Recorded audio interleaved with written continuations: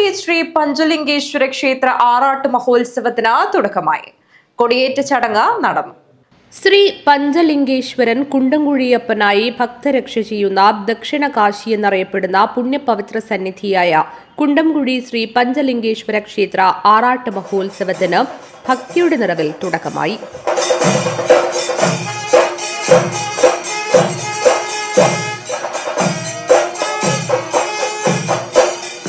ബ്രഹ്മശ്രീ ഇരുവൽ കേശവൻ വാഴുന്നവരുടെ മുഖ്യ കാർമ്മികത്വത്തിലാണ് മഹോത്സവം നടത്തുന്നത്. രാവിലെ ഉഷപൂജ, ഗണപതി ഹോമം, ബിംബശുദ്ധി, 25 കലശപൂജ എന്നിവ നടന്നു. തുടർന്ന് ബദിര കൊട്ടാരം ശ്രീ ആദിനാൽവർ ദേവസ്ഥാനം ചേവിരി തറവാട്ടിൽ നിന്നും മുത്തുക്കുടകളുടെയും വാദ്യാഘോഷങ്ങളുടെയും അകമ്പടിയോടുകൂടി ഭണ്ഡാരവരവ് നടന്നു. ഫലധാന്യ കാഴ്ച സമർപ്പണവും നടന്നു. തുടർന്നാണ് ഭക്തി നിർഭരമായ അന്തരീക്ഷത്തിൽ കൊടിയേറ്റ ചടങ്ങ് നടന്നത്.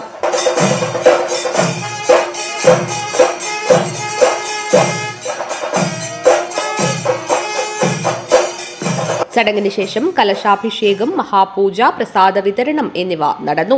നാടിന്റെ നാനാഭാഗത്തു നിന്നും നൂറുകണക്കിന് ഭക്തജനങ്ങളാണ് കൊടിയേറ്റ ചടങ്ങിന് സാക്ഷ്യം വഹിക്കാൻ ക്ഷേത്ര സന്നിധിയിൽ എത്തിച്ചേർന്നത്.